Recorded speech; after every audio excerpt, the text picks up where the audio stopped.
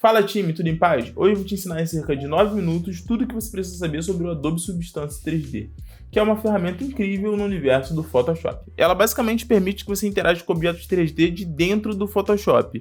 E aí a gente consegue lá mudar a textura, ajustar a luz e sombras, a gente consegue gerar imagens com inteligência artificial a partir da posição do objeto no 3D. Ou seja, dá para fazer muita coisa bacana com essa ferramenta. Mas beleza, antes de começar, se você não sabe como instalar as ferramentas, eu te explico rapidinho, tá bom? A gente vai abrir o Creative Cloud, vem em aplicativos. Aqui vai estar inicialmente em todos os apps. A gente clica aqui nesse tubinho de ensaio e coloca em beta. No beta, a gente vai precisar do beta do Photoshop, só instalar, e do beta do Substance 3D Viewer. Só esses dois. Depois de instalar esses dois programas, a gente começa a conseguir usar na prática. Já com o nosso Photoshop Beta aberto, a gente cria uma prancheta para começar a fazer o trabalho, correto? E aí a gente importa o nosso arquivo em 3D. A gente tem aqui, ó, esse fone.fbx, a gente clica e arrasta para dentro do nosso Photoshop. Pronto. E aí vários tipos de formatos são compatíveis, como OBJ, FBX, USDC, enfim, uma infinidade de arquivos em 3D. E aí a gente já vem a primeira grande novidade. Antes a gente não conseguia importar esse tipo de arquivos para dentro do Photoshop. Agora a gente consegue. Só por isso já é um grande avanço. Só que aí é isso, o nosso arquivo 3D foi importado e agora ele tá meio bruto, né? A gente não tá muito satisfeito com o resultado que a gente tá vendo aqui na tela, né? E aí que vem a mágica. A gente pode clicar nele aqui, na camadinha dele aqui, e em propriedades e editar conteúdo. Quando a gente faz isso, o Adobe Substance 3D vai abrir automaticamente para que a gente possa começar a mexer e alterar esse objeto em 3D. Aqui no Adobe Substance 3D a gente consegue girar, mover ele, a gente consegue girar, a gente vai conseguir achar a posição ideal para o nosso objeto. A gente tem uma legendinha aqui embaixo que vai explicando. E se por um acaso você estiver usando o trackpad, estiver usando o mouse de 2 botões, também tem essa possibilidade de você ajustar aqui. E para começar o nosso trabalho de verdade, a gente vai começar a mexer, né, no nosso objeto.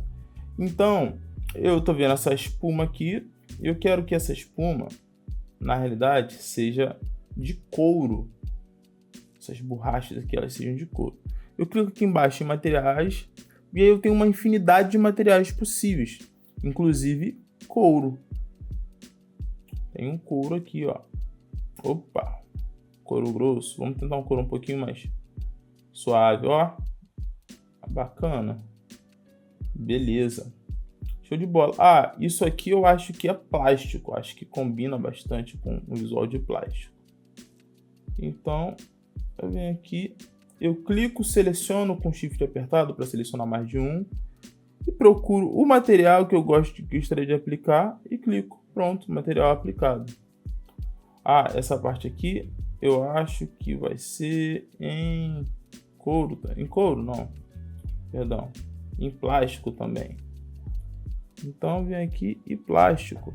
Ah, Rodrigo, mas pô, eu gostaria de mudar um pouco a cor desse plástico. Aqui a gente vai ter uma série de opções para o nosso plástico. A gente consegue mudar a densidade, deixar ele mais reflexivo, um pouco menos, a gente consegue deixar ele um pouco mais liso, a gente consegue aumentar a porosidade dele, enfim, a gente consegue fazer um monte de modificação.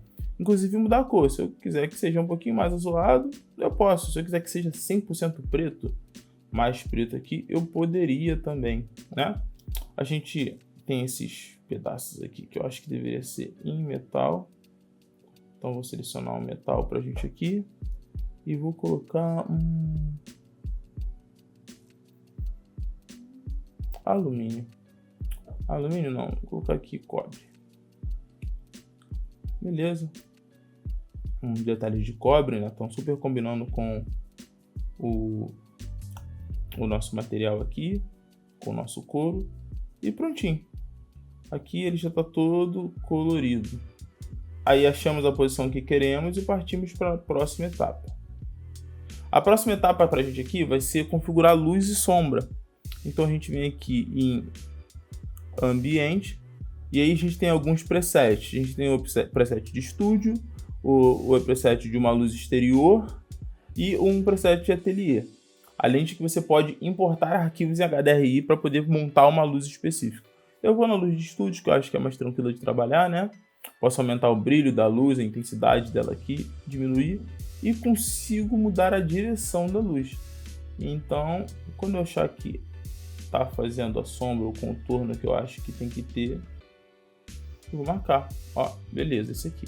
E aí a gente consegue também projetar a sombra dele, né? A gente consegue ligar ou desabilitar a sombra e tirar o ruídozinho aqui no pós-processamento.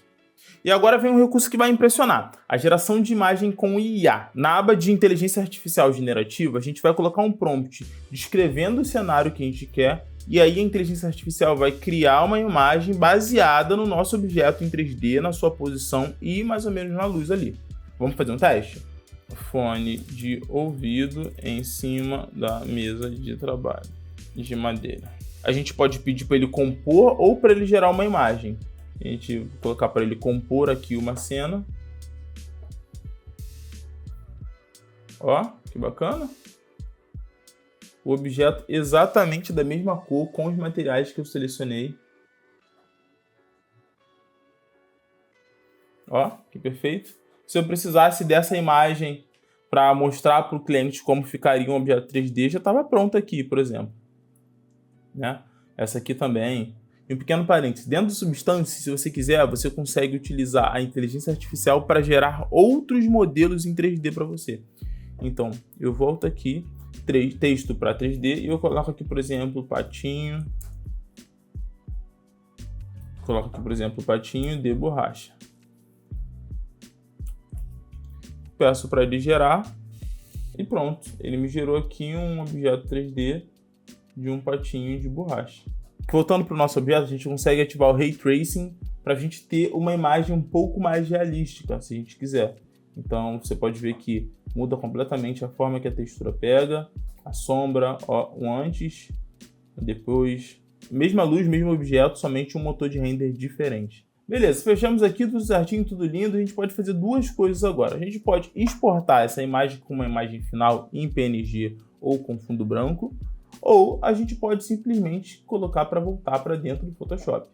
A gente pode exportar aqui, ó. A gente pode escolher o formato que a gente vai colocar, se é PNG, se é TIFF, se é, enfim, se a gente quer um render sem ruído, se a gente quer um render que use o ruído, não tem problema. E a gente pode mandar diretamente para o Photoshop para terminar o nosso design. Ele vai fazer o carregamento, manda o nosso projeto, o nosso design aqui diretamente para o Photoshop, e a gente consegue usar para aplicar o que a gente quiser. Por exemplo, se eu quiser mudar o fundo e eu, sei lá, fundo preto, por exemplo, eu posso colocar. Ou então não, poxa, eu quero um fundo laranja. Também vai funcionar da mesma forma. Quero um fundo cinza, com um fundo marrom aqui. Vai funcionar exatamente da mesma forma. Ah, Rodrigo, mas eu queria fazer isso com Ray Tracing. Vai funcionar do mesmo jeito, só que vai ser um processamento um pouquinho mais lento, tá bom? Então a gente coloca para fazer o Ray Tracing, ele vai fazer um render ali em alta qualidade, vai fazer todo o processo de render, depois ele manda diretamente para o Photoshop. Beleza? E aí, o que você achou dessa ferramenta? Ela com certeza ali traz um novo mundo de possibilidades para quem trabalha com design gráfico, com publicidade, ou até mesmo com artes digitais, né? Então vamos fazer o seguinte, você baixa o Photoshop Beta e o Adobe Substance 3D, você testa e depois você vem aqui contar pra gente no comentário como é que você está incluindo ele no seu fluxo de trabalho. Então não deixe de baixar e experimentar, beleza? Valeu, time!